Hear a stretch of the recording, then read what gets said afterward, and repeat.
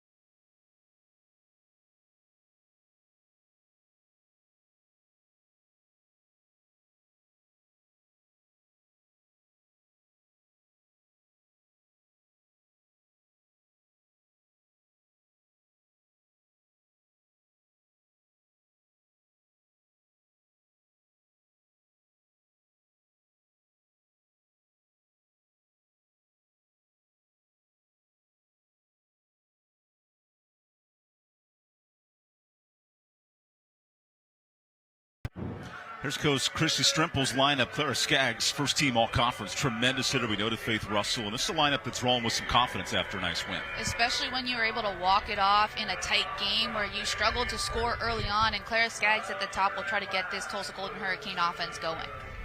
Facing Aubrey Yarnell, who was good in the series a week ago. Aubrey part of a nice rotation for Charlotte, looks to solidify things in Game 3 of the day. She utilizes a lot of funky stuff in her pitches, from a curve, a drop, even a screwball as well. So she'll utilize that to try to keep Tulsa off balance. And here's Savannah Collins with more. Tulsa coming in for their second game of the day. I talked to Coach Strimple about what they were doing during that break. She said, we went to the hotel, took our shoes off, people walking around in their socks and their slides trying to cool down and trying to bring their bodies into some rest. There's something that Faith Russell said to me after her walk-off hit, and she said that, I feel like we had the advantage playing the first game of the day.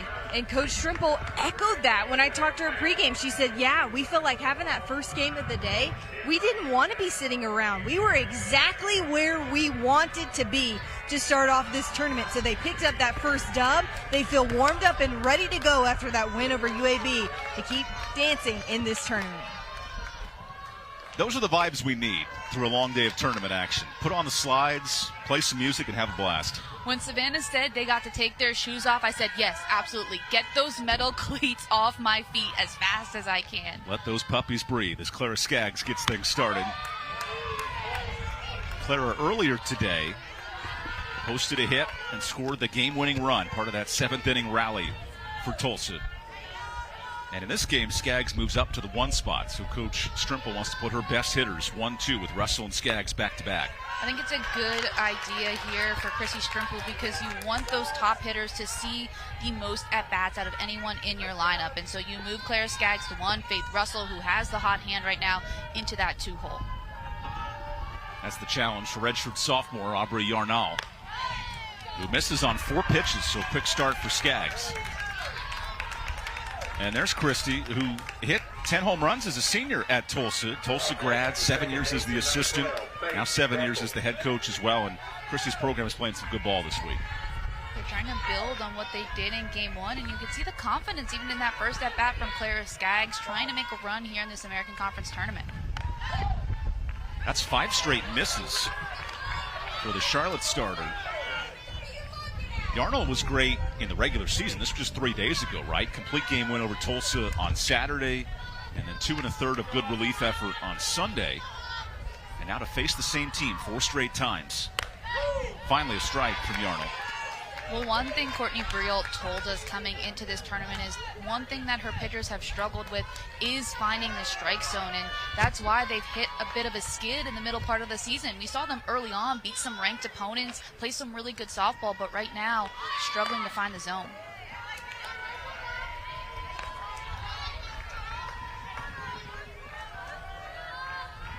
Tulsa offense that's 3rd in the league in strikeout to walk ratio. They really work the count well.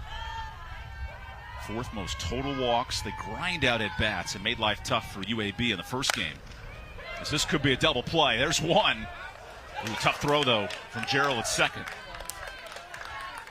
Charlotte almost turned their league-leading 30-second double play right there. We talked about the defense in the American Conference, and seeing Jayla Gerald exemplify that even more right here. Look at the situational awareness. She knows this ball is hit up the middle, ranges to her throwing side, quick steps with her right foot, fires the ball over to first, just a little bit wild. If that's on line, she has a chance at that double play.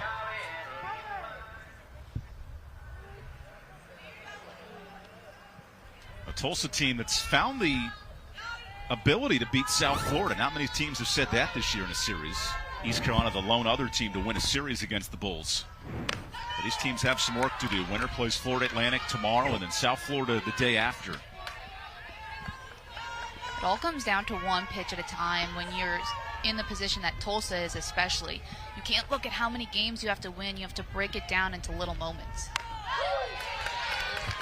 Good pitch in there for strike. Emma Vickery also gets the bump up in the lineup after one of 8 hits. They out-hit UAB 8-1, but needed a comeback just to pull the game out in our opener today. And Vickery smokes one short. Look at Ritchie covering ground, and that time turns 2. And this is dynamic defense from the Niners. We'll see Charlotte hit when we come back.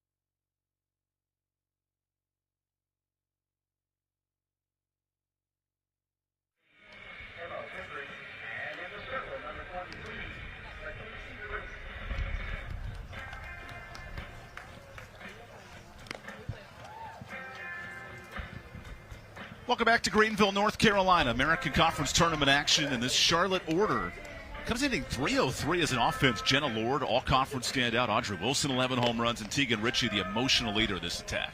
We have Tegan Ritchie highlighted right there. We saw her make a great play at shortstop coming in to this bottom half of the inning. But Jenna Lord in that 2 spot. Again, American Conference Player of the Year a season ago. She has been so lethal.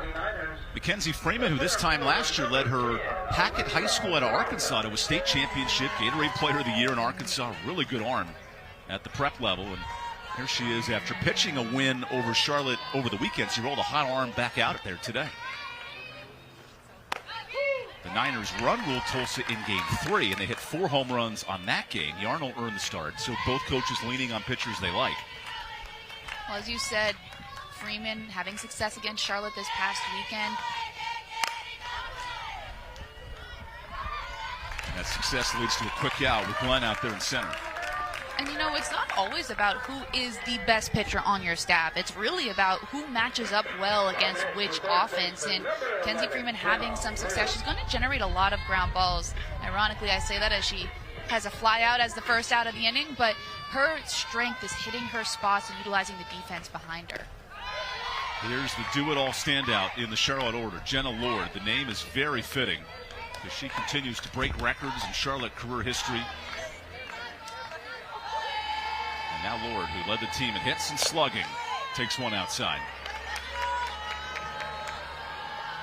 Last year, the Player of the Year, now owns the single-season RBI record for Charlotte, finding a great time to get her back going before this 2-0 pitch. Good change of speeds there.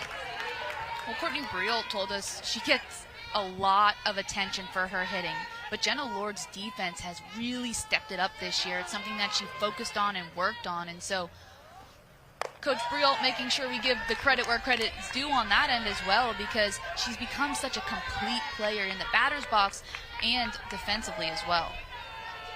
Yeah, 15 doubles, 13 home runs, all the little things adding up.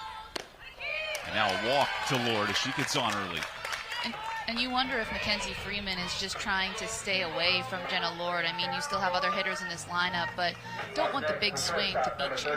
Courtney Briel, who was a standout at Arkansas, worked under the John Rittman staff at Clemson as the associate, and now taking over for a great tournament-level Charlotte program, have the Niners right back in that conversation again.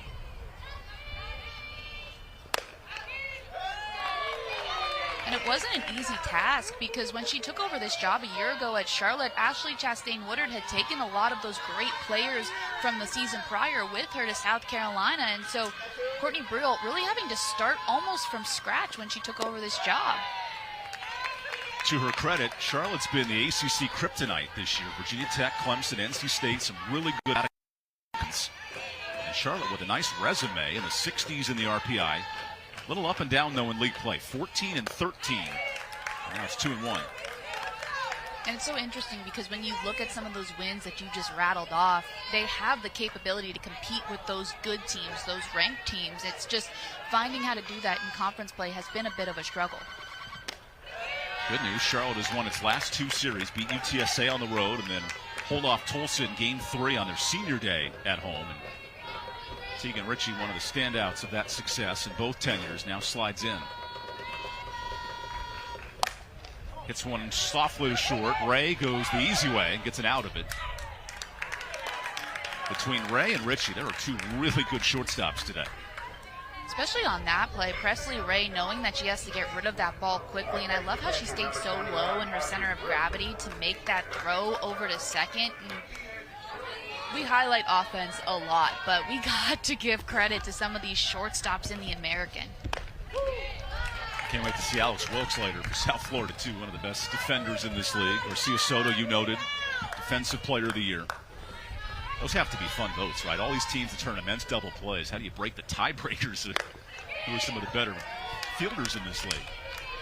We highlighted Madison Garcia in left field for the Golden Hurricane in Game 1. Just saw Presley Ray doing a great job there for Tulsa right now in this game. And so, as you said, I'm glad I don't have to vote on those committees because I don't know who I would pick. After a pitching and defense opener, a lot of bats in Game 2. UTSA beats Memphis 8-6. And here's one of the RBI queens of the league, Audrey Wilson. Audrey's putting together a fantastic, prolific year. A South Carolina transfer who came back to Charlotte. Grew up in the Fort Mill area, right on the border of the two states.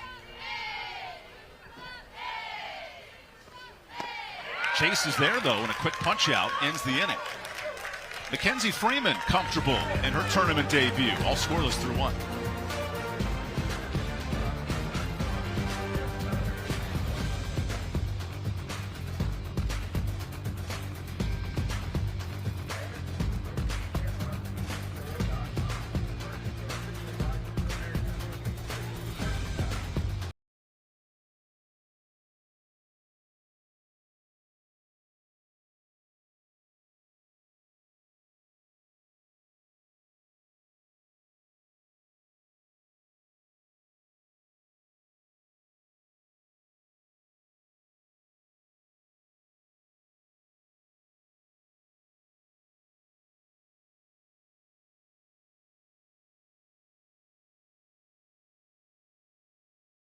This is where success is earned, never given.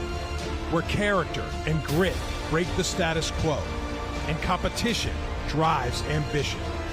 Ignited by innovation, united by mission, bold in service. It is set in stone. One footprint, 15 world-class institutions, one conference. This is the American, built to rise. Season 2 of Athletes Unlimited Softball League. Loading 6 teams take the field in their home markets. Each stacked with a lineup worthy of the spotlight. The AUSL on ESPN. This is legendary. Professional softball continues to get better and better. Those games will all begin June 9th. A couple of new teams added to the league as well. And I phoned a friend, Savannah Collins, a little insider in the AUSL. So what's going on this summer, Savannah? Man, get ready for more softball. Right when the Women's College World Series finishes up, the AUSL season starts on June 9th.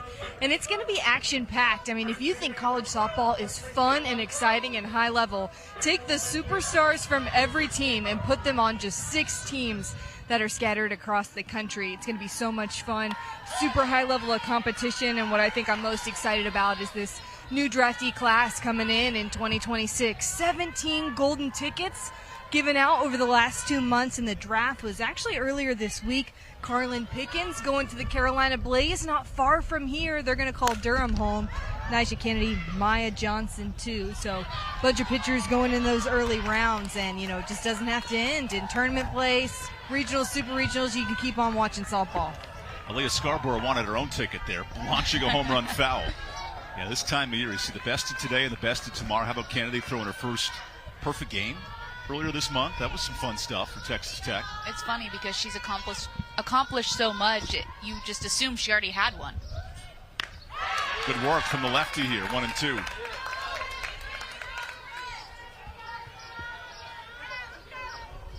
Yarnell's been complimentary to Taylor Jones and Brooke Bowling all year, but in certain spot starts, her stuff has really played. Has struggled with the walks this year, but when dialed in, Aubrey's a nice option. Well, she's able to work both sides of the plate and change speeds. And in addition to that, she's not going to overpower you, but she will spin the ball like crazy. And a lot of times hitters have more trouble with the spin than they do speed.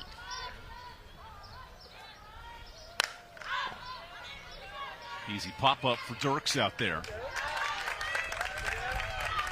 The Charlotte team has tested themselves, played Arkansas, played Michigan State, beat these ACC teams, and now the Owls are waiting in the wings. They know who they're playing next. Depends on who wins this one.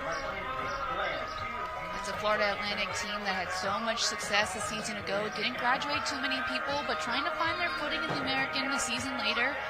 There's a lot of seniors on that team, so some pressure building for the Owls of wanting to continue the success that they've had under head coach Jordan Clark. And all different types of water containers, too, right? Every brand you can think of. Those girls are hydrating for a busy week of softball. Well, if you live in Boca Raton, I'm pretty sure that you need to be hydrated at all times with the sun and the palm trees and the heat. FAU, the surprise 4-seed, won some tiebreakers over Charlotte. Coach Clark was worried, hey, we dropped to the 5 because we lost our season finale, but got some help. And the Cinco de Mayo hats are just a day late, but entertaining us all on this one. Maybe they'll bring him in the dugout. We had some wigs last year in the dugout. I think Tulsa started that. UAB was stacking hats on Coach during her interview with Savannah earlier. My favorite thing is watching post-game interviews and seeing what teams bring, right? Sometimes it's the Gatorade cups or the Powerade towels. Towels have been a big post-game interview trend right now. That one smoked in the right field. Good start for Mackenzie Glenn, and the first knock for Tulsa today. Even though that's the first hit that Tulsa has put on the board, most of their contact has been solid. I know they hit into a double play, but it's because they hit the ball so hard that they were able, that caused them to get thrown out. And so I think if you're the Golden Hurricane, just chipping away with the contact that you've already been making and stacking good at bats will bode well for you. Amber Turner, one of the late breakout stars in right field, gets the start here for Tulsa. Her 52nd start, and wastes no time touching one to right. Look at the speed of Dirks, though. Easily tracks that one. It's sort of nice to have a 3-year starting outfielder there in London Dirks. Well, Courtney Briel spoke so highly of this outfield in general. She said that they've worked so hard on just getting that much better. Olivia Williams in center is somebody we'll talk about a lot as well. But London Dirks, as you said, that experience and that first step to make what could have been a difficult play look like a routine fly ball. Yeah, Olivia Williams, the casual grand slam when these teams met over the weekend in Charlotte, the Queen City. So from one side of the state to the other, Williams looking comfy. Although on this overcast day, those Oakleys start to question, are they helping with the sun, or are they more just a style statement? Oh, no. I wore sunglasses every game I ever played in. Not for style. It was more so because I think that any kind of brightness would mess me up. And I would not allow myself to miss a fly ball because of some kind of brightness. If I just missed it because I didn't get a good jump on it, okay, but those Oakleys came on every single game. Your hazel eyes will thank you for that. Here's a line drive. Nice catch at short. And Ritchie robs a base hit. Off to the bottom of the second here in Greenville, North Carolina.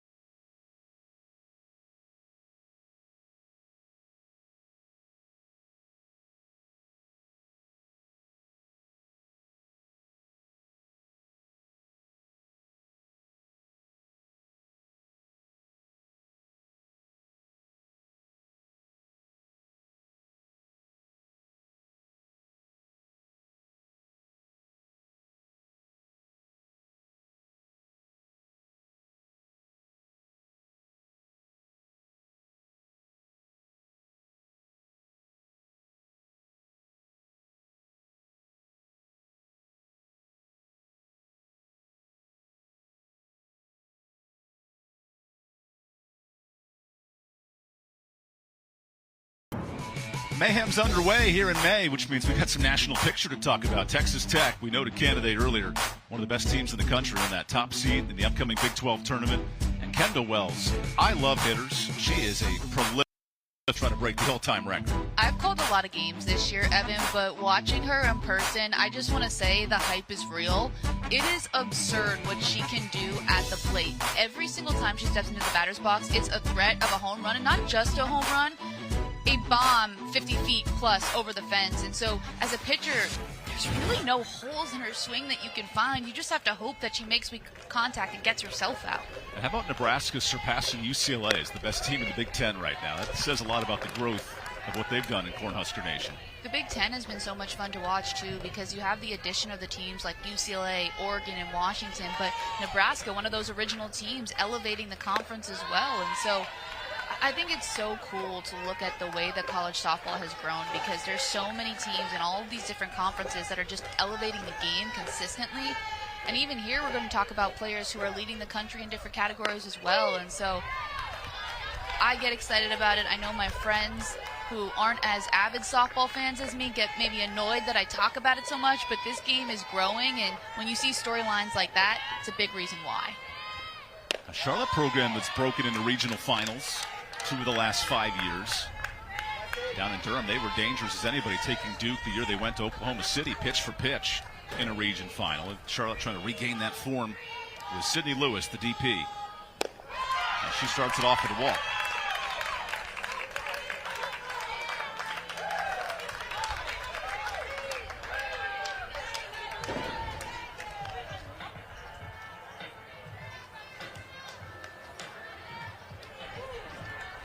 Special pitch runner now enters for Charlotte as London Dirks gets an at-bat.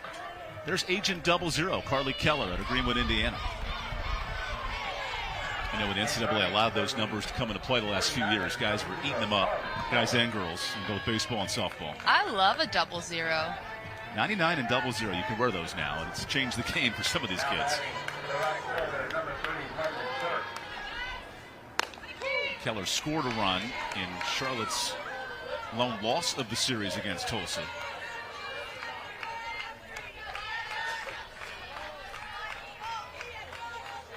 And plenty of energy for Dirks, the multi-year starter who takes one down.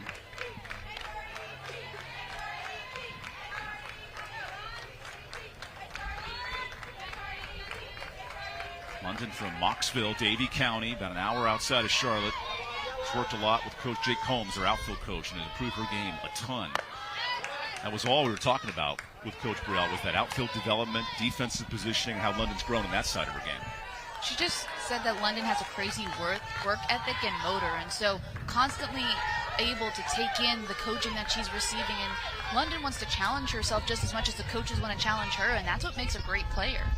And to make that growth as a senior, too, right? Because she played every game last year in right field, but the defense wasn't at the level they wanted. And London came to the coach and said, I got to get better this summer. Extra days in practice working with Coach Combs. And it's paid off in a nice senior year.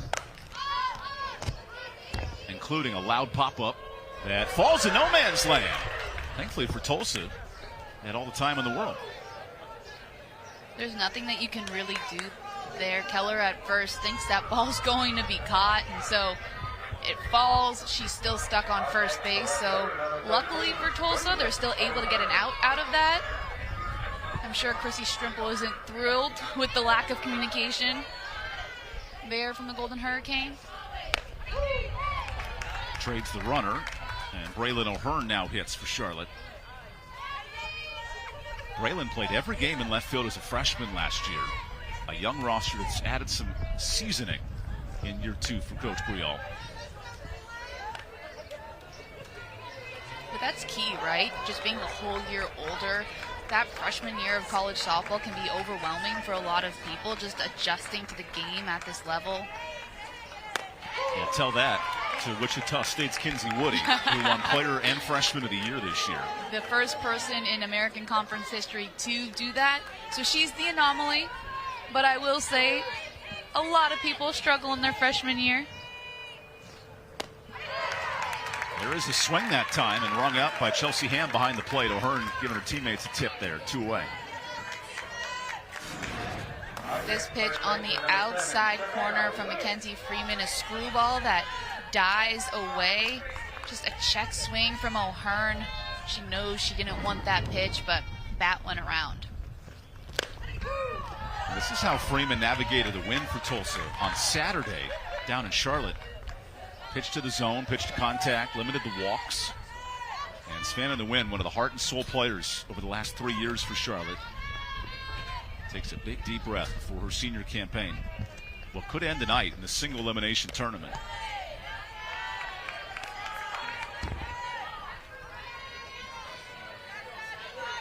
Savannah over 200 games in her Charlotte career. One of the all-time best fielders in Niner history, too. Plays first base now, but has been all over the field. At short, and second, and outfield. Gets one hard to third. Macy Cole scoops it up and ends the inning.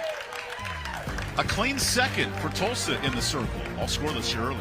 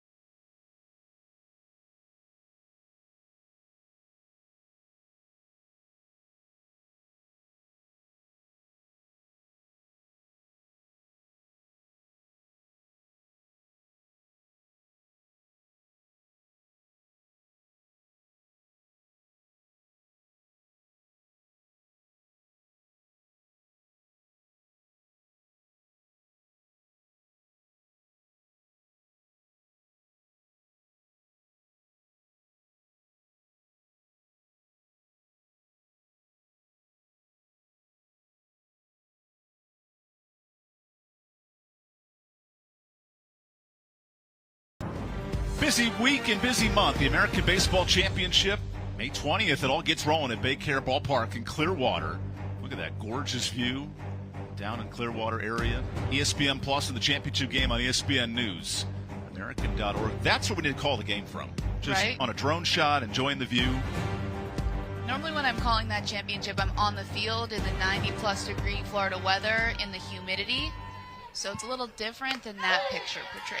But I'm sure if you're calling it from the drone, that'd be fantastic. Well, we've been updated. It's actually a plane that gets a beautiful view like that. The drones are great too, but a little harder to navigate all that. Can you call a game from a plane? Through the intercoastal waters. Okay. Good news, that's just 2 weeks away, and we're in the heart of softball championship season here.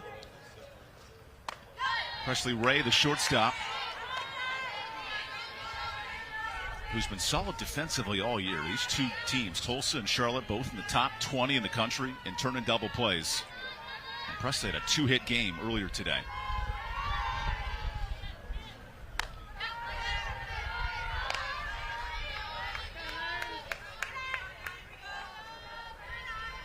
I love that tattoo on Ray, too. A couple of flowers mixed in on the left shoulder there. Pitcher has to see it every at-bat. And punches one in the air. Every rose has its thorn, and for Yarnell, she's dicing up this Tulsa lineup early. Yarnell's really settled in after some good hard contact from Tulsa early in the first 2 innings. But again, just like Coach Briel told us, if she can spin the ball and use her location, she'll find success. And the biggest thing for her, again, is working ahead on hitters, and she's done that now and has gotten some outs.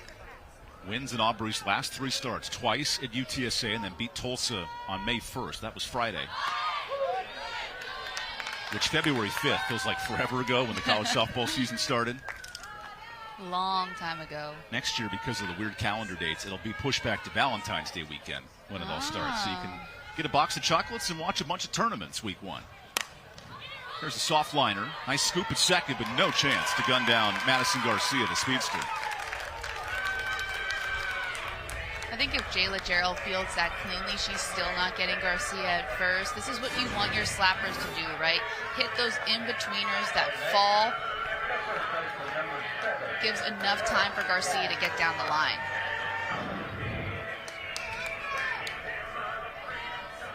So here's first-team all-conference slugger, Clara Skaggs, who has been dynamite in her 2 years since transferring in. Earned a medical redshirt year this offseason. And now with 10 home runs, one of the better power hitters as well. Nearing 25 career bombs in her Golden Hurricane tenure.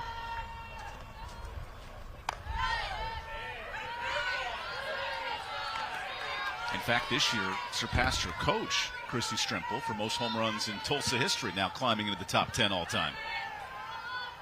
That must have been a fun conversation. Right. Thankfully for Chrissy, her team won that game, so it's a much easier chat. And now it's 2-1.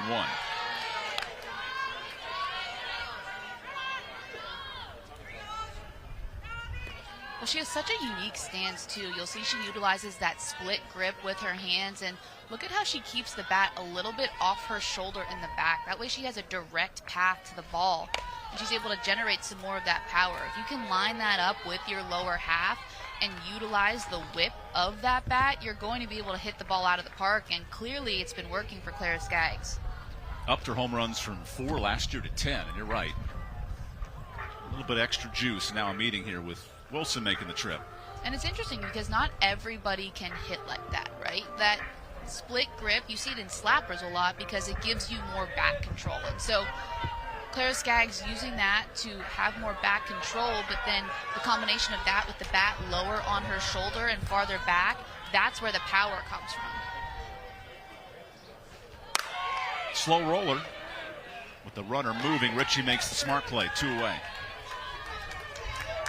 Heads up play over there from Tegan Ritchie. You've seen how fast Madison Garcia is, and she's going to try to make that play difficult at second. And so Ritchie making sure she gets at least 1 out off the bat of Clara Skaggs.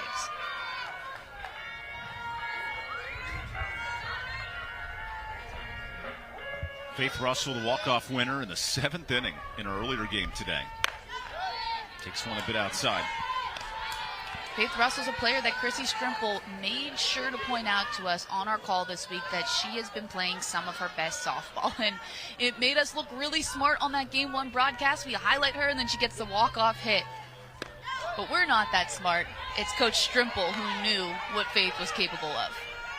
And Faith did not play her first 2 years, right? It found her way in the lineup last year, 50 starts. This year, embracing more of a leadoff role than the bottom of the lineup position. And stepped it up at the right time. That's the perks of being 22 now. Faith just turned 22 this January. Spent some time at redshirting early in her career, but is making the most of this last season. Well, that's one of the great parts about this game is it'll pay you back if you put in the work, if you stay the course, and that's paying off for Faith Russell. Hard liner. Good snag by Jenna Lord. Keeping court over at third base as we're through 2.5.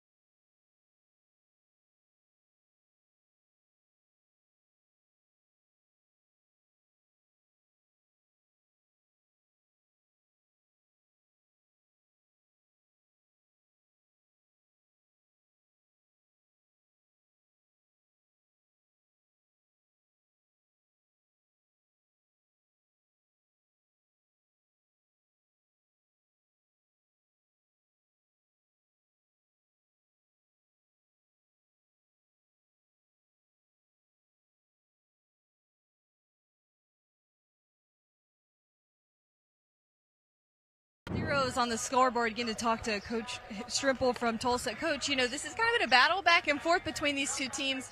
What are you seeing that you're thinking, okay, maybe that's going to lead to our breakthrough moment on offense?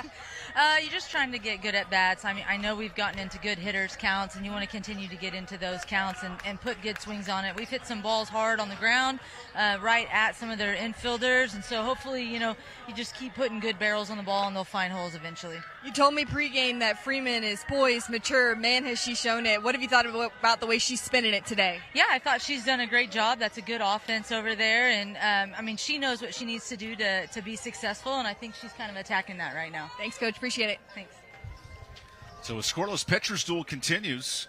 Two arms that weren't number one entering the week, but like you said, finding ways to get outs. Yarnell's been great, and now Freeman's turn. It's hard to win a tournament riding one arm in today's college softball with the analytics, with the pitch simulating machines.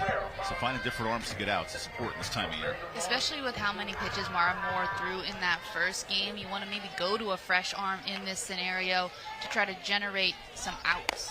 140 pitches for Mora today. It'd be a hard task to bring her back unless something wonky happens late. And Jayla Gerald will get things started.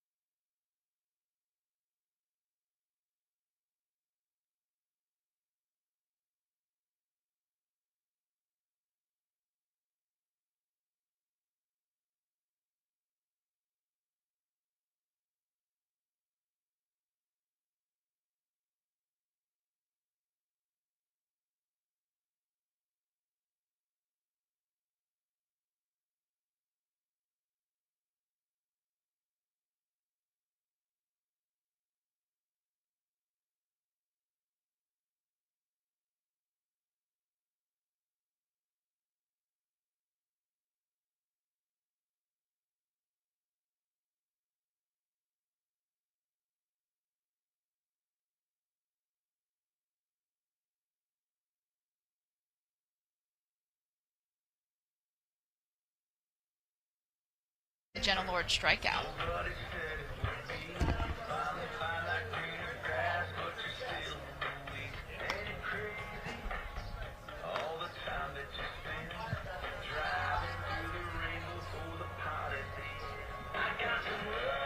Part of it, too, is the attempt at a catcher in that situation, right? And you saw Vickery attempting to throw, and that's what the crew's getting final word on. Okay, Tony, what do you got for us?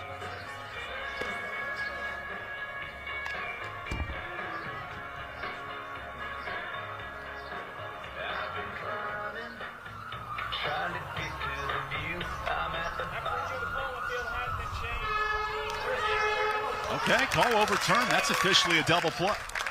It is a double play upon further review. He fooled you there. He deked us. We'll step aside through 3 scoreless innings.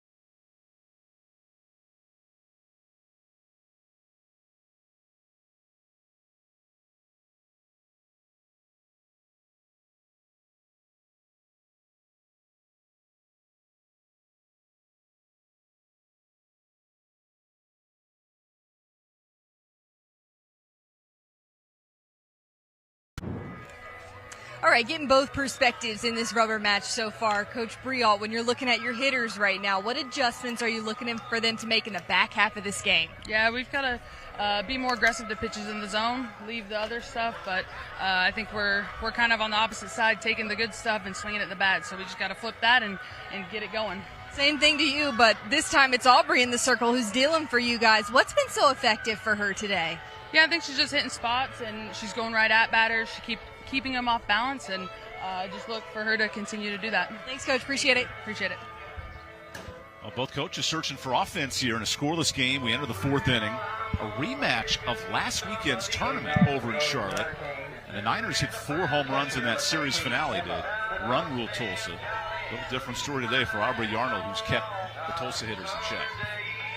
She's settled in nicely, and her key is, again, throw strikes. She's done that. There's a first pitch strike on cue to Emma Vickery, who hit into a double play earlier. The Charlotte pitching staff, they can go mano a mano with some of the best teams in the country, right? Beat Virginia Tech, beat Michigan State, who was ranked, beat Clemson, go to South Carolina and compete, go to Arkansas and play well. Like, their month of February was as brutal as anybody in the country. And that's what you do, though. You want to load up that preseason to get yourself ready to play at a high level. If you can compete with those teams and stay in games and learn how to hit against those pitchers, it'll bode well for you as the season goes on. Vickery, a high pop-up. And not much is flying out of Joyner Family Stadium today. 1 away. Antonia Henderson, you're a queen. The 1 home run of the weekend. That's all we've seen in the tournament.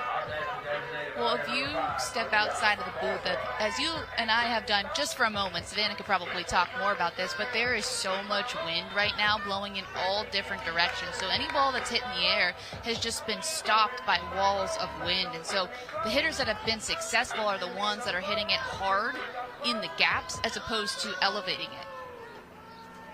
Aaliyah Scarborough hit one into the sky and popped up to right last time.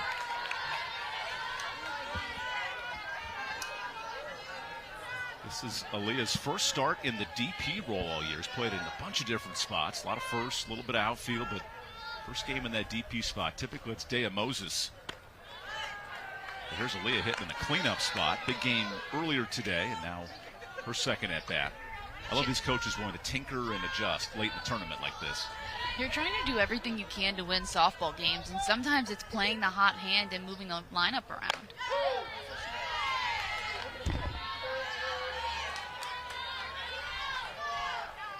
fact, Scarborough's last start, you have to go back to the UTSA series in early March. Like, this is how important getting clutch hitting from Aaliyah is right now. Yarnell's pitch stays down. And sometimes you have players, too, who are better in the postseason, and you want those people battling for you when the lights are on, because there's some people who are phenomenal, right? But in the clutch, they choke. You don't want that in these types of games. Tricky play. Not for Tegan Ritchie, though. 2 away. The defense of Charlotte has been very impressive to me today, and you know, Courtney Briel highlighted how much of an emphasis defense was coming into this season. When they took a look at what the 49ers did a year ago, they realized that they just wanted to be at a higher level, and so it was constant practice of just honing in on defensive skills. She said they started utilizing baby gloves more, doing those everyday individual drills to make them better, and we've seen it pay off. I mean, yes, that looks like a routine pop-up, but Tegan Ritchie fielded that in shallow left field, and that's because of a good first step. That's because of a great angle, and that only comes with practice and reps. And that's why Charlotte's taken a jump from one year to the next, right? All those reps paying off. As a slow roller ends it. Good defense cleans up a nice 1-2-3-4 for the Niners.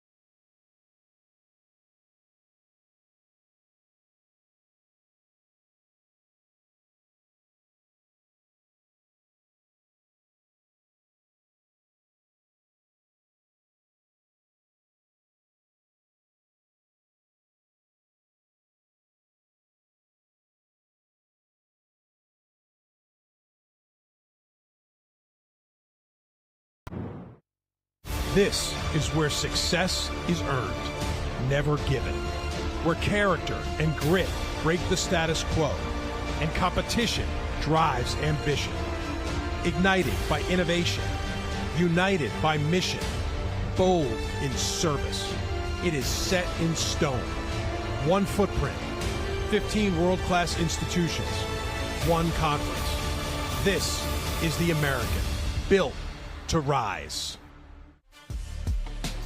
ESPN is your home for the Women's College World Series. We're already in that final month stretch. May 28th gets the party started in Oklahoma City. ABC, ESPN, ESPN2. Fun place to be the next month of softball.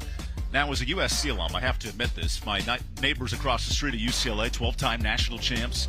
We know Oklahoma, this recent success under Patty Gasso. And you kind of notice there's a trio of powerhouses. Everyone else trying to join the party.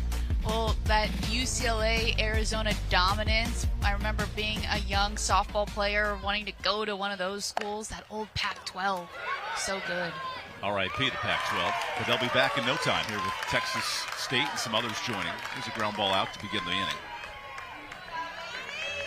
It's so interesting to see how softball has developed, right? That Pac-12 with the UCLAs, the Arizonas, the Washingtons, and what they were able to do on a national level. And then you see other conferences now starting to dominate and develop. It just speaks to the growth of the game.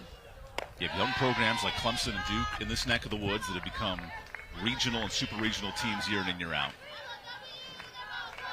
And here's Charlotte, who has 2 tournament titles in the last 5 years. They're knocking on the door here as the 5 seed. Unfortunately for the Niners, they lost the game to Tulsa, so they dropped out of that 4-seed conversation.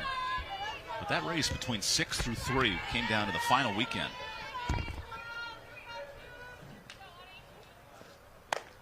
Well, what the Charlotte team has been able to do just in the past couple of years, we're talking about the national stage, right? When Ashley Chastain-Woodard was here, making it to the regional, seeing success there, and then Courtney Briel kind of picking up where she left off and beating all those ranked teams that we've mentioned earlier in this broadcast. And I think that it speaks to the success that not only this Charlotte program can have, but this American Conference as a whole. Looking at a team like South Florida, who has a possibility to get that at-large as they progress through this tournament. And we've seen Wichita State get an at-large before, and we were so close a year ago to seeing 3 American teams make the NCAA tournament. And so I think it's so great to highlight the national level of things going on, but also highlight how these American teams compete on a national level as well. But to your point, the ever-shifting landscape, having consistent at-larges is so important, keeping your name in the conversation. That's what the winner of this conference will punch their ticket Saturday. That gets past Skaggs at first. Good swing from Sydney Lewis. And now first and third for the Niners.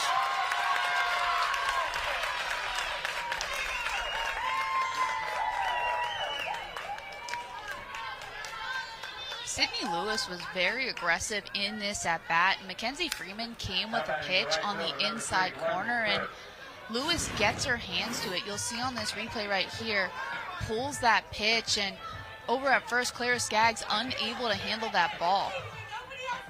Look at this celebration, too. She's fired up. I love that. I love it. Franklin, Tennessee native, Maryland transfer. She's got some dance moves there, too. Now, she's not stopping. Sydney hit a mammoth home run against Tulsa on Sunday. And here's Savannah with more. This is the first time today that Madison Freeman has really found herself in any type of jam, and I asked Coach Strimple about the confidence to give the freshman a start today. She told me, look, she's calm. She's very mature for her age. In fact, she was on a high school team where she really had to carry a lot of the load, be a big leader. In fact, at Hackett High School, she's the only pitcher in Arkansas history with 100-plus wins and 1,000-plus strikeouts. And so giving her this start today, letting her work through situations just like this is something that Coach had a ton of confidence in letting the freshman come out and do. I love that move from the freshman, too, right? Put her in a big spot. Maura Moore was great earlier today. Now your number 2 arm goes to work. But in some trouble here, 2-0 on London Dirks. Here's the thing, though, Evan. At this point in the season, freshmen are sophomores, right? You've already played 50-plus games, and Mackenzie Freeman getting the ball multiple times for this Tulsa team. And so I think Savannah makes a great point. She's had the experience in high school to be calm, cool, and collected, and now she's trying to elevate that here at the college level. But now Chrissy Strimple has a conversation brewing with her pitching staff, too.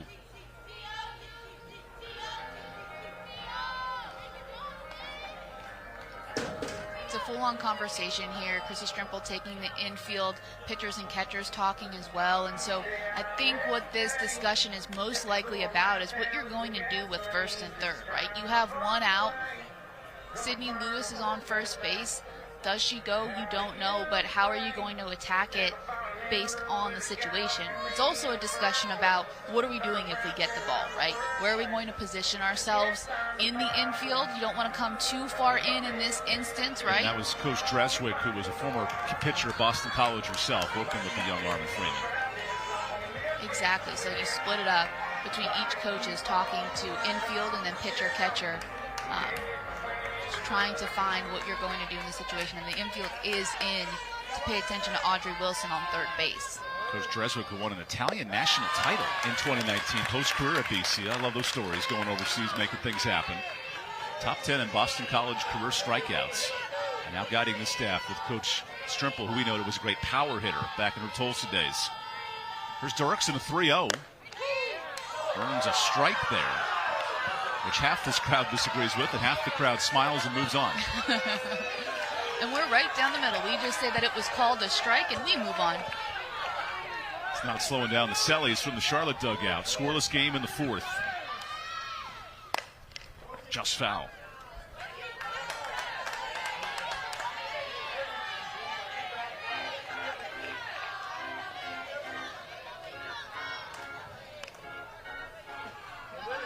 Freeman pitched in this series over the weekend. Threw 3 good innings in the 4th, got hit around a bit. We'll see how Charlotte can capitalize with a walk and a single here in the 4th inning.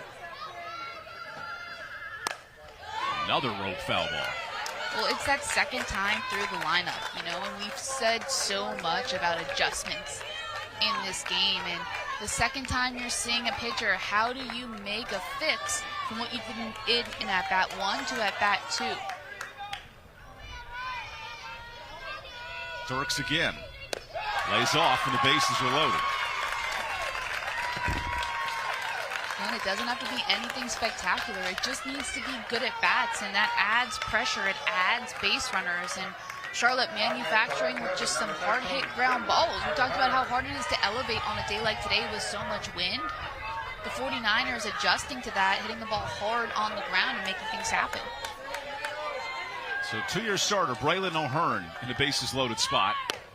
Takes right away.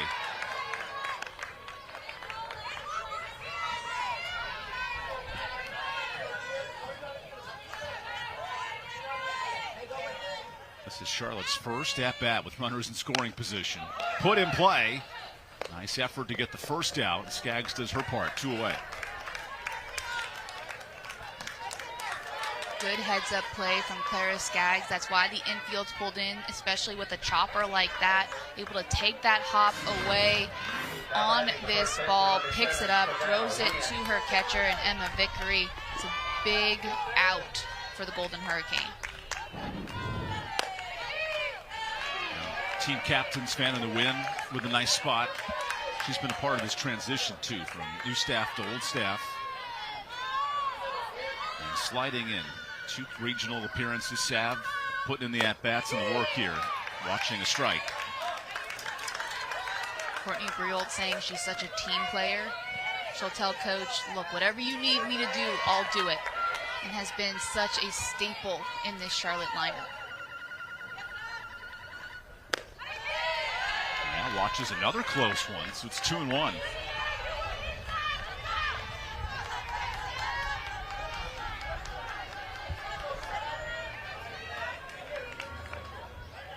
Charlotte's first big chance of this game against Mackenzie Freeman.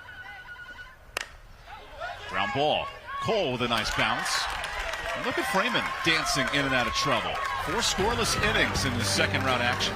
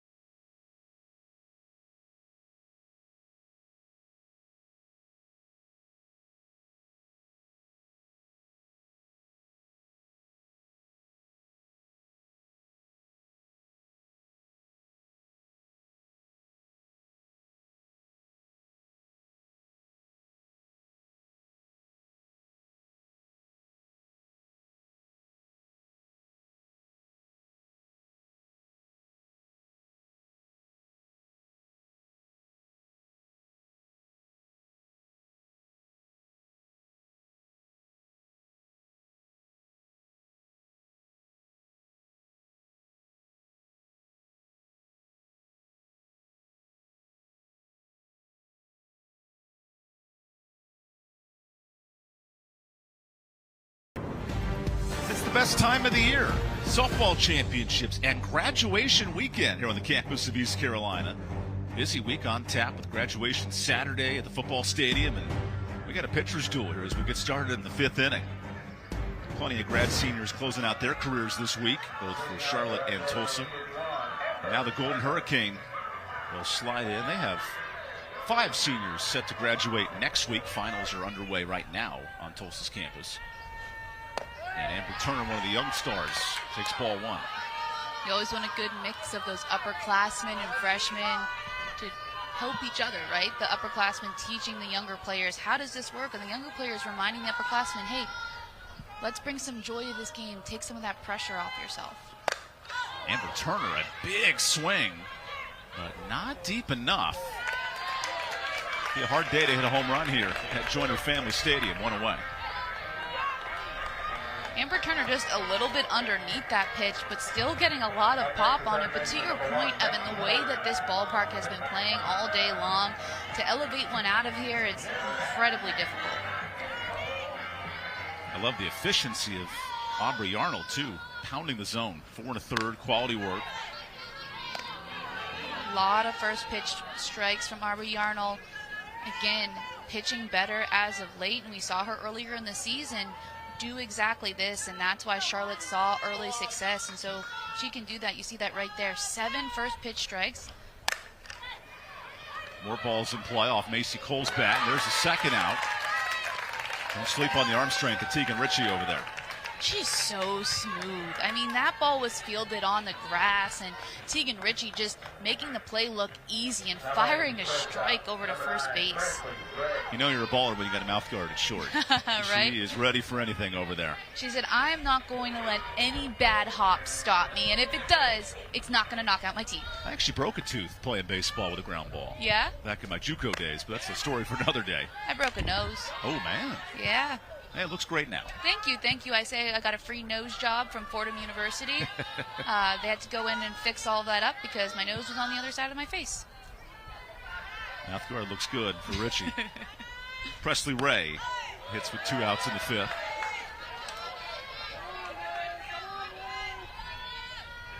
Talk about letting the hot hand roll, too. Charlotte has 2 other arms that throw more innings, but Yarnall's been dialed in. Just 2 hits allowed in this low-scoring, hard-to-get runner on kind of night. Until Ray slaps a base hit. That's Tulsa's 3rd hit of the game.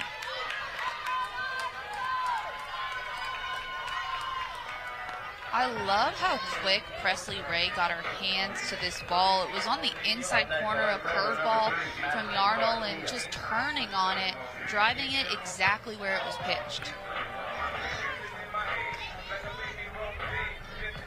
So the speedster outfielder, Madison Garcia, now hits for the 2nd time. She has one of those other hits for Tulsa today.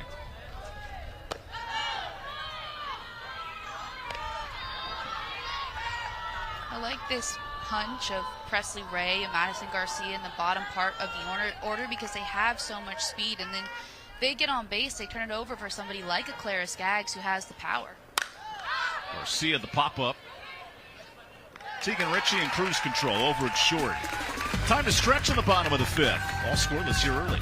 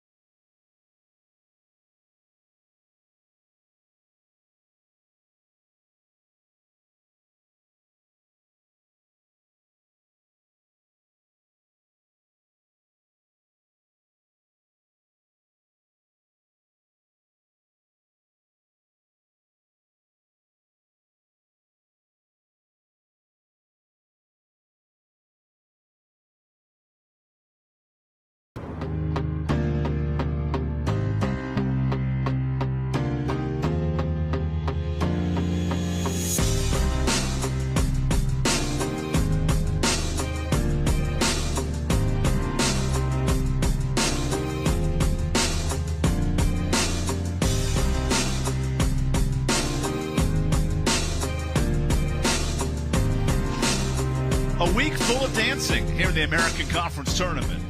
Maria Travelpiece, Savannah Collins, Evan Budrovich, our great crew, in a low-scoring pitcher's duel in Game 3 of the day. Winner gets ready for Florida Atlantic tomorrow at noon. And right now, the Hurricane rolling with the young arm, Mackenzie Freeman, holding Charlotte in check. One of the better offenses in this conference. As Jayla Jarrell fights one off to begin the 5th.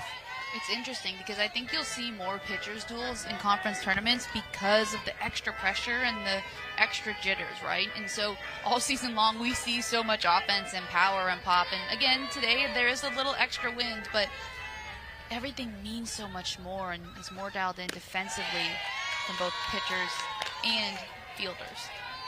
Coach Christy Strimple said to stay relaxed this week. The girls got the nails done, right? Yeah. They have players doing work in the hotel this week just to help calm the nerves of a conference tournament.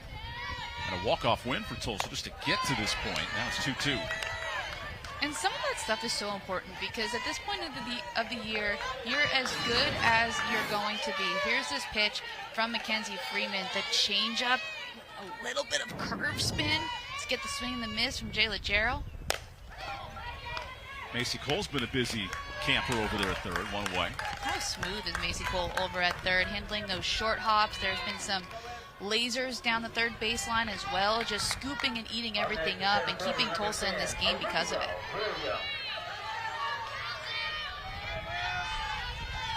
Tulsa was down in their final out, had to get a huge walk-off hit just to even get to this point. Fun part of tournament time. Last 4 years in the American, number one seeds have lost, including last year the one seed Florida Atlantic upset in the semis against North Texas, so there's not even a guarantee you make it to Saturday.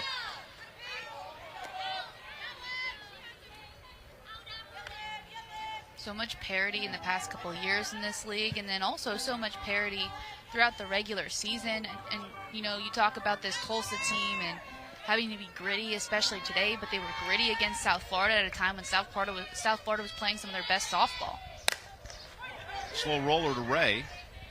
Now, this Tulsa defense is locked in on this one. Really helping out Freeman. Any thought versus the rest versus Russ side of things? If you are South Florida how or much Wichita, time do we have? waiting around? No, I think it's an interesting discussion because you are very banged up at this point of the year. But I also think I do like the momentum. I think I would find a happy medium, right? I think it's really difficult for a team like Tulsa who has to play a bunch of games. Now, look, they're doing it. They're competing. I think the sweet spot would be being one of those middle teams. Good swing there for Jenna Lord. I think to your point, top four is the safe spot. Yeah, right? So it's like you have a little bit of extra rest, but not too much where you're sitting. But it's also not you're playing a bunch of games and you have to utilize all your arms. But I think I said this in one of the earlier games. Whatever position I'm in, I'm just lying like crazy to my team and saying, hey, the best thing is to be the team with all the rest, or the best thing is to be the team with all the rust. You have to work the mind games to get your players ready to go. And Florida Atlantic's waiting to see who they play. Now, granted, weather could change start times tomorrow, but good news, everyone's in the building ready to see what happens. Even dancing in the bleachers, right? Like, everyone's dancing this week. Nice knock from Tegan Ritchie for her first hit of the game. This is back-to-back innings. Charlotte's had runners on. Can they finally get something going? Past the bat there from Jenna Lord to Tegan Ritchie, just finding ways to work runners on. And to your point, can you capitalize with the runners in scoring position? And Audrey Wilson, somebody who had success early on in the season, looking to continue to do that here in this at-bat. 48 ribbies for Audrey. And maybe 49, but Cole with a tag. Incredible. She's Spider-Woman out there making some sick plays.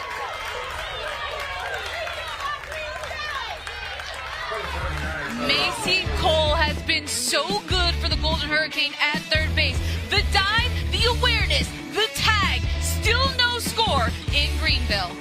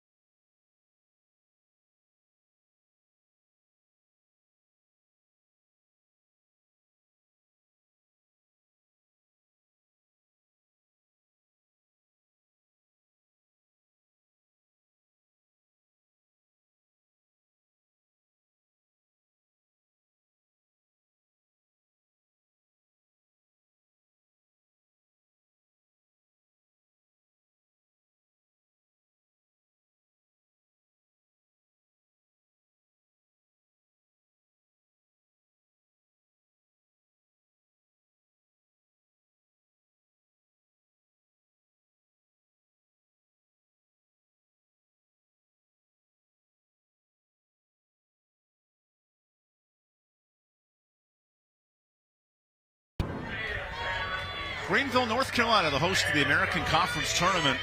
And so far, no score in this second round game. Charlotte makes the short trip across the state to ECU, and those Tulsa fans going, man, we've been here all day waiting for some offense. They scored 2 in the 7th of game 1, their only runs of the game. And now in game 2, nothing cooking through 5. I think I saw a yawn there, but I don't understand why, because this is an exciting game. We just saw a great play from Macy Cole at third base. Some great pitching from both staffs here.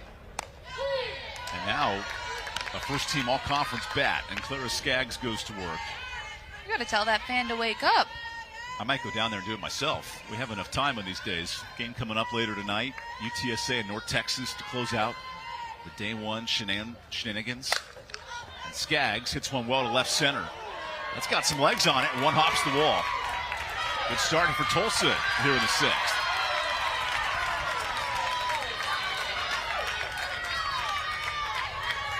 Off the bat, I didn't realize how much carry this ball had on it, but Clara Skaggs, we talked about the way that she keeps her hands back, right, and utilizes that lower half. See how she gets those hands to that outside pitch, stays on her backside so that she can drive it the opposite way and lead off this inning with a double. That's Clara's 14th double, a team best, and now the bunt unit, but foul there from Russell. You know it's coming. The whole park knows it's coming. The pitcher knows it's coming. The kids on the track warming up know it's coming. But who can execute in this spot? Deep corners, too. Russell gets it down. And Lord's only plays right there. Jenna Lord knew it was coming, executed perfectly. Also executed incredibly well by Faith Russell. She's in that 2 spot in this game. That's a spot in the order that usually has to sacrifice bunt more so than others because you're right after that leadoff hitter. So in a game where runs are sparse, getting down a sacrifice is so key. Now the infield in for Jenks, Oklahoma native Emma Vickery. First pitch right back to the arm, and that's really good work from the Charlotte defense. Vickery makes good contact on it, but Yarnall just picking it up, firing it over to first base. And, you know, we talk a lot about the spin of Yarnall and utilizing her defense. Here, she doesn't even need her defense. She just needs her own glove to get the second out. So sophomore Aaliyah Scarborough, her first starts today in over a month and a half. Big spot. Works one away. Now Scarborough's been this 2-out hitter, right? 320 in these positions all year. Has hit better with runners on. And that's why Coach Strimple loved the matchup with the lefty starter. Slotting Aaliyah in the lineup for the first time earlier today and now in game 3 of the day. Gets a piece. Yarnall keeping that pitch on the outside corner. And you see Scarborough chase it with that last swing. I think I'd throw it there again because she was unable to make some good contact. Now the first pitch Yarnall threw was a ball, the second one was a strike, but keep moving that an inch and try to get a chase. Here's the 1-1. Poke to right, and it's caught. Dirks having none of it. Keeps this game scoreless. Nice defense of the Niners.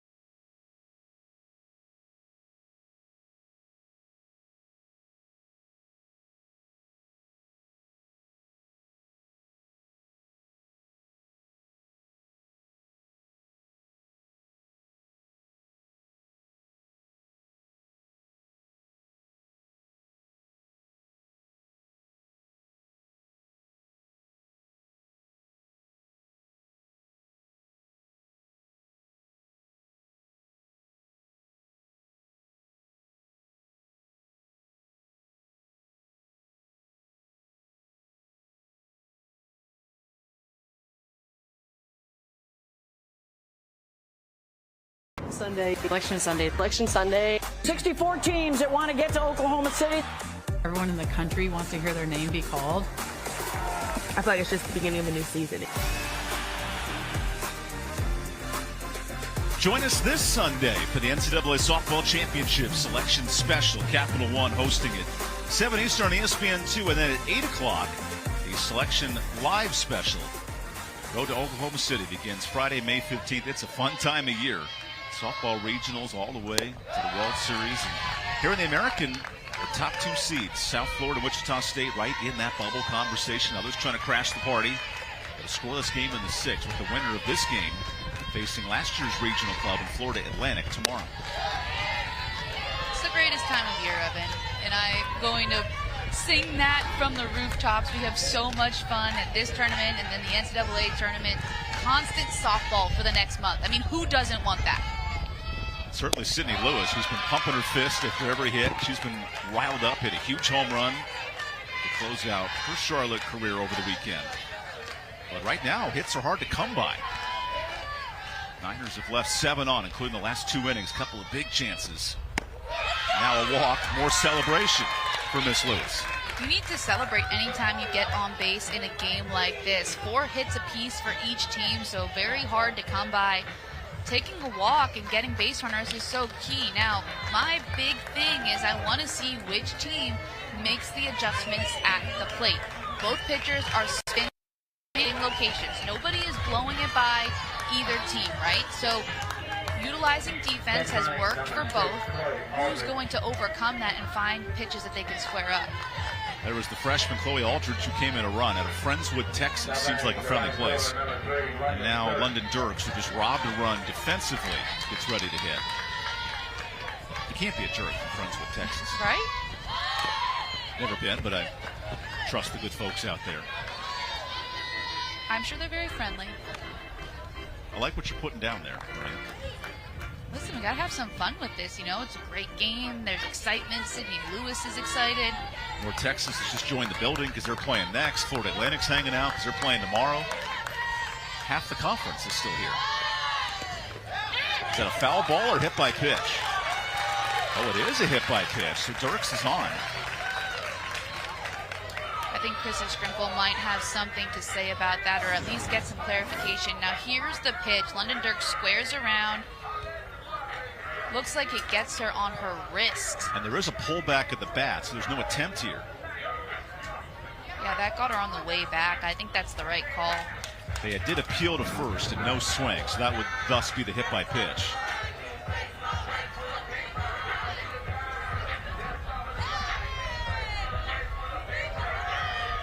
Now a quick meeting for Tulsa as Charlotte starts to threaten here in the 6th.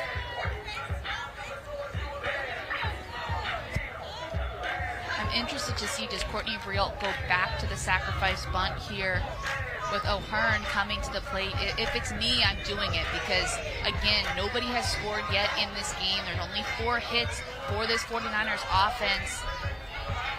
We want to try to generate here, get something going. Here's the bunt. O'Hearn puts it down. Is there a tag there? No, but the out recorded. Wow, Skaggs made that interesting. 1 away.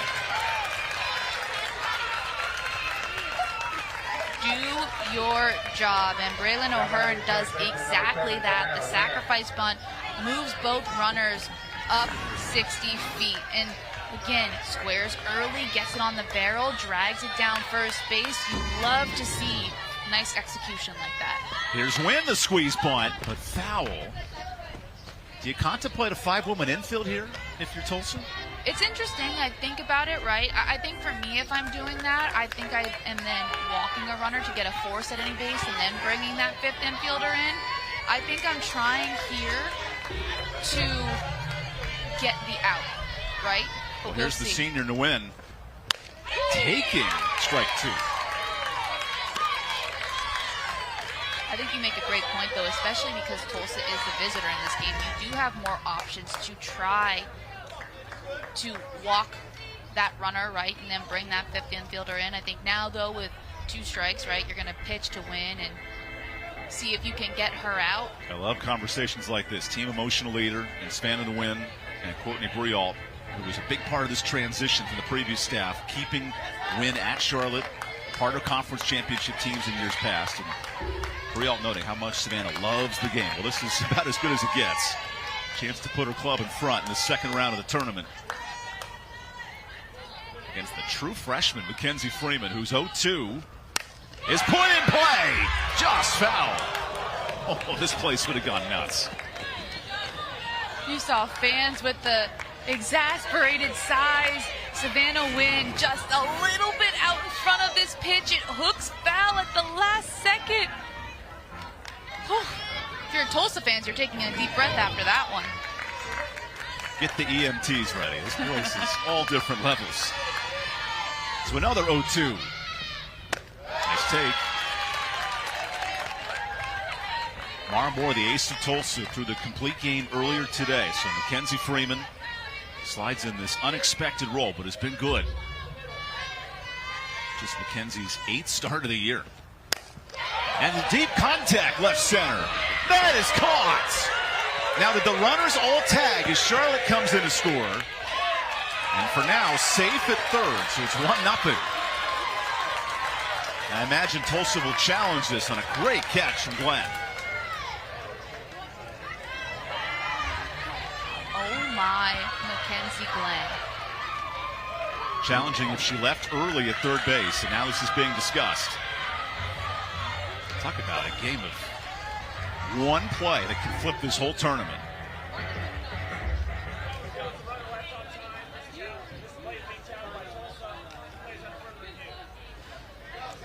You have to challenge this, in my opinion, because that's a great catch by Mackenzie Glenn in the outfield. Now, worth noting, the runner at second was off the base, but she went back. So this is all about the runner at third. Runner at third, exactly. And that's the run that scored and essentially puts Charlotte ahead by a run. And we'll see it here. Look at the range from Glenn.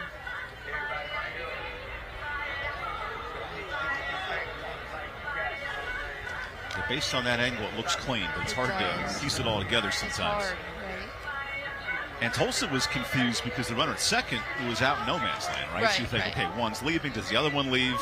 Did the other one tag up? And, you know, especially if you're Glenn, you're coming up from that catch, right? You're just trying to get your bearings straight and make sure that you get the ball in on time. She did her job of at least making one out in that situation. Tremendous catch from Glenn. Otherwise, it's 2-0, and this game gets out of hand quick. You know, and because of the tag up, we can't even look too deeply at the catch because we're trying to just make sure that Charlotte tagged at the appropriate time. We have a ruling on the way. This could decide the first run of this pitcher's duel in the 6th.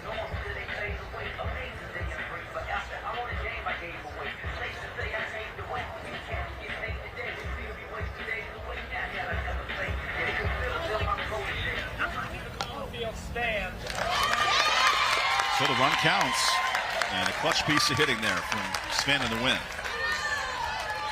I think that's the right call. I do think that the runner left on time, but again, great effort by Mackenzie Glenn to keep this just a one-run ball game.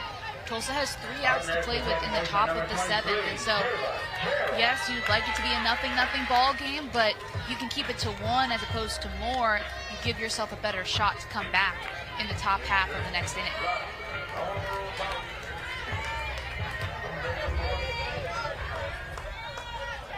Two outs for Jayla Jarrell after a run finally comes in.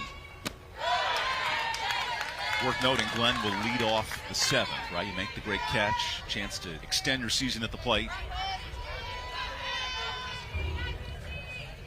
And this is the 9th spot in the Charlotte order.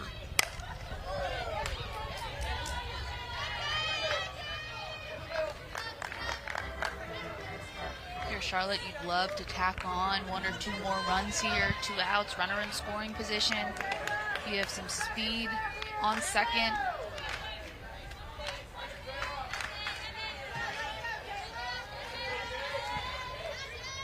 Here's pitch 91 from Freeman. He's grinded it out through 5 2/3 Saturday against the same Charlotte order, but a different level of success in this one. Gave up her first run a moment ago.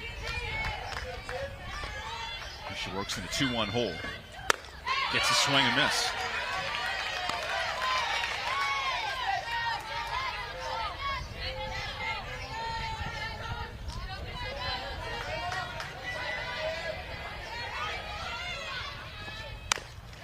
Gerald extends this at-bat. Really good work from last year's second-team all-conference and great all-freshman team standout. He's looking to find her rhythm here. Good average, but a lot of work to do in year 2.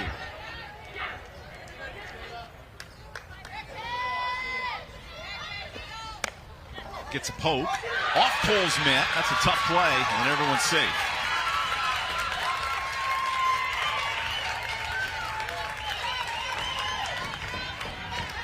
You almost assume Macy Cole will catch a ball like that, given her week. It's difficult, right? Because this ball is dying right in front of her, and she does exactly what she's supposed to do in trying to take that hop away or catch it in the air, because that's the only chance that she has to get an out on that ball, but unable to come up with it. 7 runners left on for Charlotte today. A lot of chances, and here's Olivia Williams with the biggest of the game.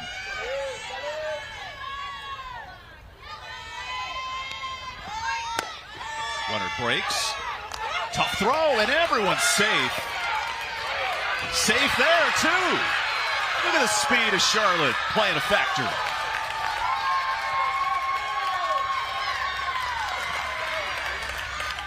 So on this first and third defense, the point of that play is to cut close enough behind the pitcher's mound so that if you do catch it, you have a chance to throw it home. And you see over at second, that throw is high to Faith Russell, and because of that, she can't get rid of the ball quick enough to get it back to Emma Vickery at home. And so the whole intention is to make sure you hold that runner at third and try to fake out the base runners, but because the throw was wide, Faith Russell doesn't have a play on it. The challenge is the play at first base. So Tulsa using its final challenge. A little speed spark from Jayla Gerald. This will get looked at one more time.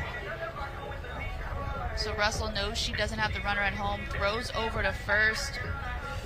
Ooh, that's close. Based on that angle, there's an argument. There is. Honestly, live, I thought she could have been out.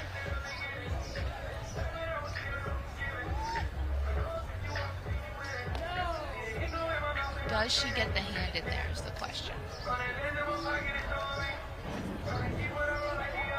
I love that high tight angle down the third baseline. Right. It's a cool perspective you don't always get in these conference tournaments. Our crew has been incredible all weekend long, just getting some great shots all weekend long. We've only been here for one day. It feels like all weekend because this is game 3, but our crew has been so phenomenal in getting some of those big, high, tight shots, and it's really elevating this broadcast. Nobody happier than the umpires on replay review. Right. A lot of different angles to look at. We say thank you very much. So for now, Charlotte has the second run. Will the inning continue? That's what's being debated. 2 tough challenges if you're Tulsa. A couple of bang-bang plays from keeping this a scoreless game.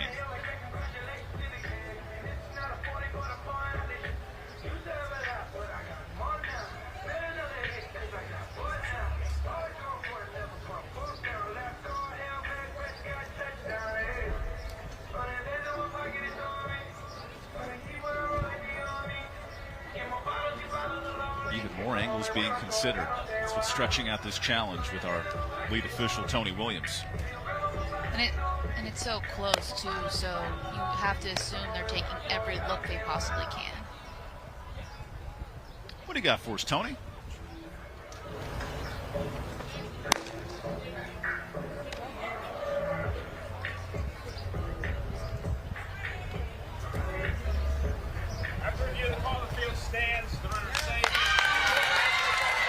Tulsa is out of challenges unless an umpire-initiated review comes later.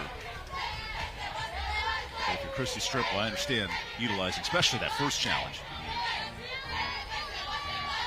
Trying to keep your team in this game, limit some of the damage, and so doing whatever you can. And you got to use those challenges when you can. Olivia Williams is still at the plate, and it's a 1-0 count, so the at-bat continues. All that on a little double steal action. That's the kind of plays you need to score runs in this one.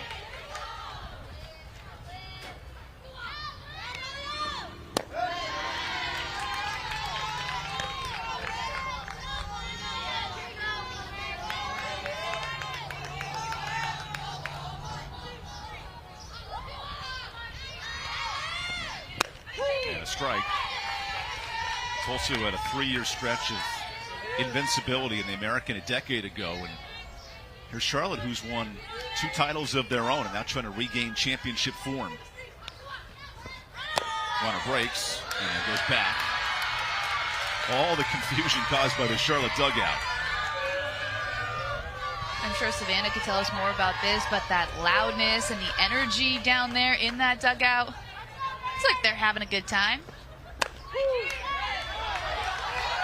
The count works full here. Broke the lid off of the low-scoring offensive game.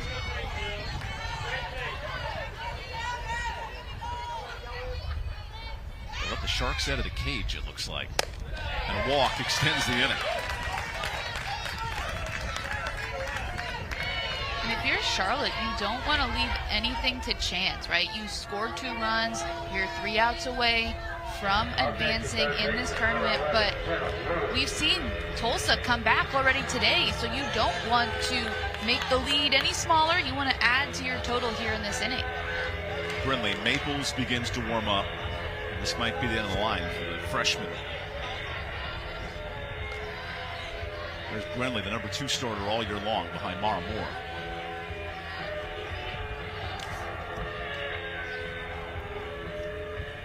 It doesn't look like Maples may be coming in this exact moment, but it might be a situation where Mackenzie Freeman gets 1 more batter, and if she can't get her out, then they go to Maples, just based on this conversation. Or I could be completely wrong, and Brindley Maples could be jogging in right now. We'll see.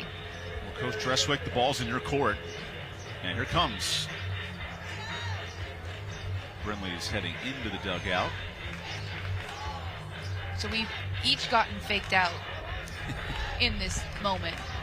Score 1 for everybody. But now, here comes the change. We'll call that a half point. Half point? Maybe a double switch for Coach Chrissy Strimple. We'll figure all that out in a second. Here comes Brindley Maples, the Moore, Oklahoma native. And here's Savannah with a quick interview. I'm joined by FAU coach Jordan Clark. Coach, we were talking about how when you're waiting to play your game, it sometimes feels a little bit like travel ball. You'll get practice in anywhere you can. What have you guys done to do that? Well, today we had a travel ball practice. I told the girls, you love travel ball, so we are going to make your dreams come true. We found 2 random fields on the side of the road, and I was like, all right, get out, get your stuff before we get kicked off. We took ground balls, fly balls, pitchers pitched on the sides. It was already lined for Little League games tonight, so I was like, don't mess their field up. So that was what we did today. I love it. You got to do what you got to do when you're on the road. And you're sitting here watching who will beat your opponent tomorrow in the quarterfinals. I know the film's been logged. You've done your homework, but what can you kind of take being here at the field today and watching these 2 teams compete? Yeah, I mean, shout out to both teams, Tulsa and Charlotte. I thought their pitchers have done an amazing job. Charlotte's a really good hitting team, and Tulsa's pitcher did an amazing job of keeping them off balance for 6 innings. And so, really, it's just going to be a game of one swing, and that's how the tournament works. Is like you can't look up at the board and go who has the most hits. It's who's going to execute in the big moments. And ultimately, Charlotte came up with the big hit and had the runner tag up. And so, but yeah, we're excited. Either opponent, we know that we're going to have to bring our best softball. And for us, we haven't played our best yet, and so we're excited that we got an opportunity to watch today, and we were able to get a bye to get a little comfortable. Totally, we've talked about it all day. It's about getting hot at the right time. Thanks, Coach. Appreciate it. Thanks, Coach Clark. We'll see you tomorrow around noon to get things rolling in the next round. Here's Brindley Maples out of the pen. And the speed of Charlotte playing a factor in the 6th inning. I love what Coach Clark said. You love travel ball so much. Let's go have a travel ball practice. I want to know the deets on the field, how they just found a random nicely lined field ready to go here in Greenville, the home of the Little League Softball World Series.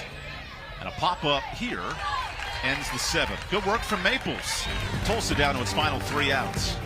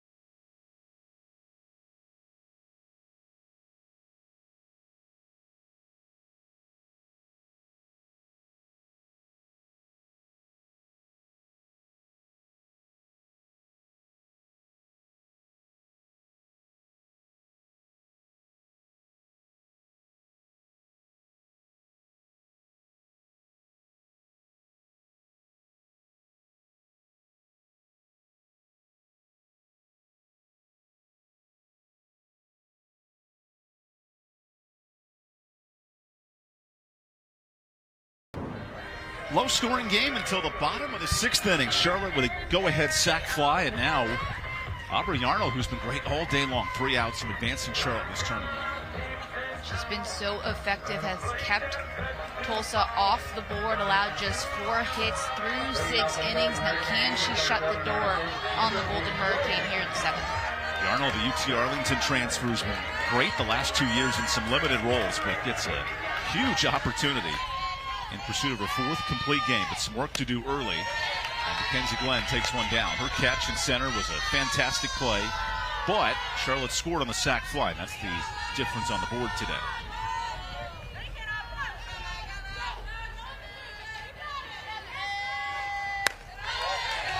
This is a bit down. It's 2-0. Here, Tulsa, you need base runners, so how can you find your way 60 feet down the line? This is a 2-0 count. Should not swing unless it's right down the middle. It was close. Poke to center. Nice defense from Gerald for first out.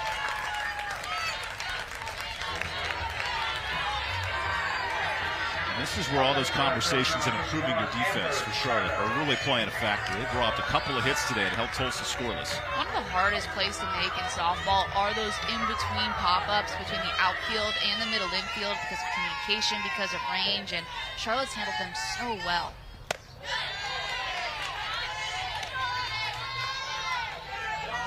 Well, Tulsa's been in this spot before. Bottom of the 7th around noon today.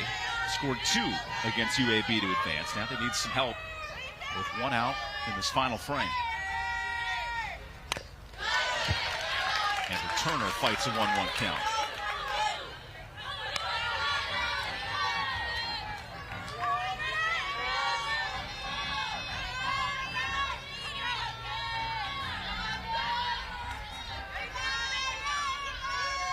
So here's the 1-1 from Yarnell.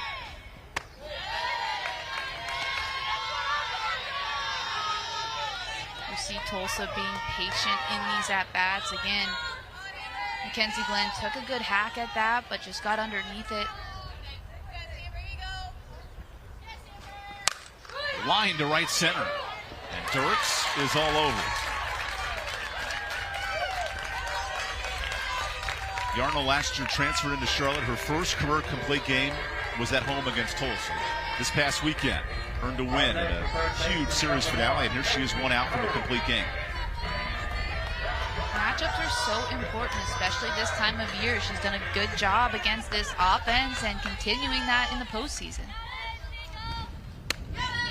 Macy Cole, the stud third baseman, gets one last swing at it.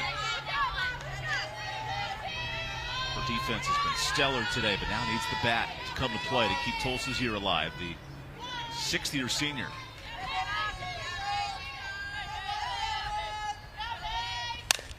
Slow roller. And Charlotte moves on. A pitcher's duel that needs a sac fly to win it.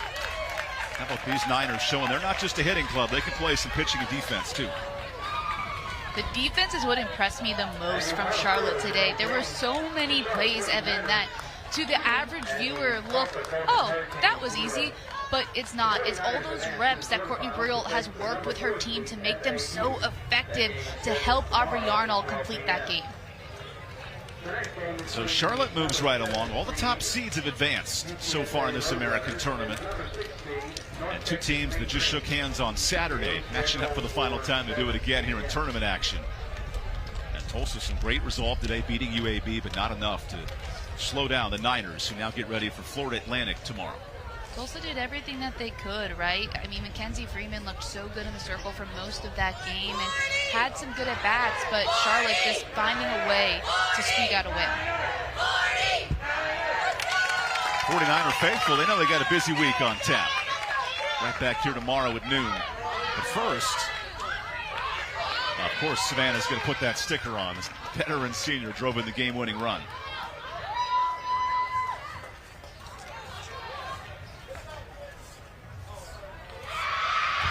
Help from Aubrey Yarnall as well. I think that's a good duo to slap that sticker on after the performances from each of them today. Good news, Savannah is going to grab the winning pitcher. Get her thoughts in a moment. As Charlotte gets ready for Florida Atlantic tomorrow, but first, some final thoughts with Savannah down on the field. All right, sticker first, then interview. Aubrey, today 49ers are advancing. How are you and the team able to stick to the game plan? I think really just trusting my stuff, knowing it's good enough to be any better out here, and trusting my defense to be behind me through anything.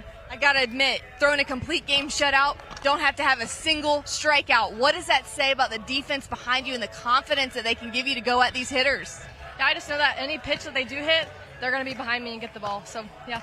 How do you build off this momentum today? I know we might not see you in the circle tomorrow, but you're with this team, this dugout. They're so loud. Yeah, they're amazing. I mean, this team is so gritty, and that's all we expect out here is to play our hearts out, play our game, and know that we can win any game here. Coming into this tournament, it takes a while to get to Saturday. What has been the message or maybe the thing that you all have had your sights on as you continue to try and advance and get the tiara put on? I think just one game at a time, knowing that we can beat any team here if we play our game and sticking to that routine.